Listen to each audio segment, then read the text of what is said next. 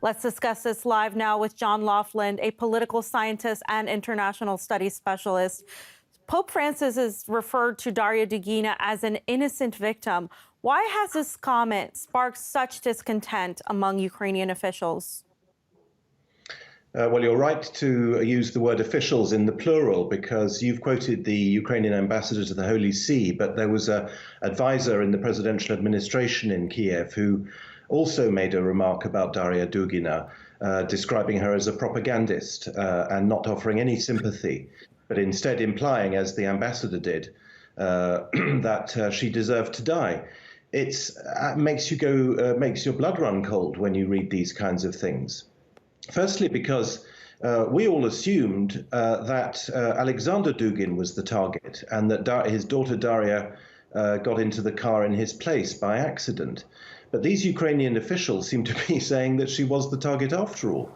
And by saying what they've said in their tweets, they are saying something very dangerous and nasty indeed. And that is that people can deserve to be killed, murdered, because of things that they have said, In other words, Daria Dugina is said not to be an innocent victim because of things that she has said. We all know that she was not a combatant. She was not fighting in the war. She's not a soldier. She's not in uniform. But we seem to be, the Ukrainians seem to believe that saying things is a crime which merits murder. After the killing, many mainstream media pushed a dehumanizing narrative, emphasizing Dugina's alleged link to Russian propaganda, as you were saying.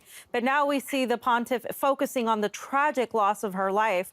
What do you make of the different responses to her death? Well, I think the Ukrainian responses that I've referred to are quite simply inhuman.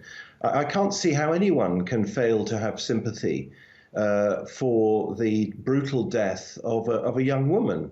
And the fact that they have both these two, maybe there are more than two, but the two I've seen, the fact that they have gone out on record, on written record, not just, it wasn't just a throwaway line made in a discussion. These were tweets, these were written things. The fact that they've gone on record justifying her murder shows that a large part of the Ukrainian war effort is indeed devoted to controlling the narrative.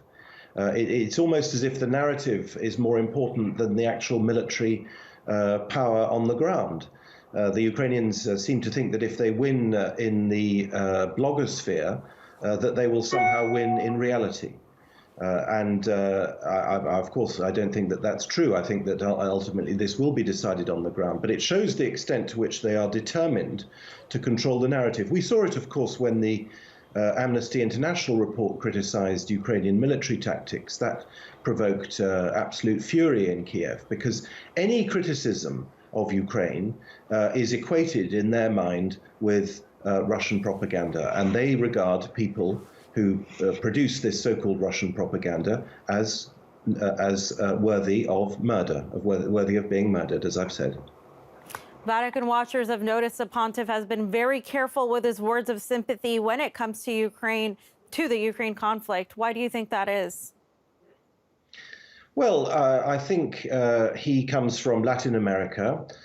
He has often made statements which are, shall we say, skeptical about the role of North America in the United States of America, in world affairs. He is politically on the left, and of course the Latin American left is very, as we know, is very anti-American. It's very anti the United States.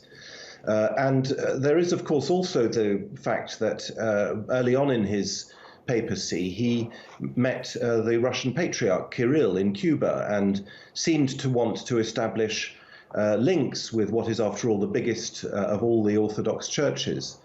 So I think those are the political reasons. But equally, I think that just on a basic human level, and that's what this Daria Dugina case shows. You know, there are some people who have human reactions, who see a young woman blown to pieces and feel sorry for her and feel sorry for her bereaved father.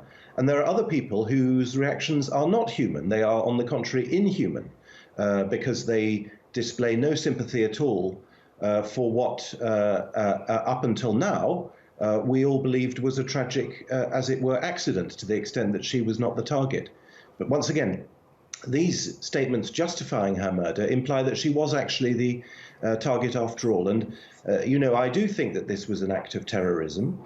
I said this immediately after it happened. And the purpose of terrorism, is to make other people frightened as well. It's not just to eliminate the alleged propagandist. It's also to make other people frightened as well. It's to sow terror. And I certainly, when I heard this news, I felt personally concerned, because I could also be considered as someone who takes the Russian side. Maybe I'm a target as well. Maybe I deserve to have my car blown up. John Laughland, political scientist and international studies specialist. Thank you. If you like this video, please subscribe to our channel for regular updates, or go to forumfordemocracy.com for more content.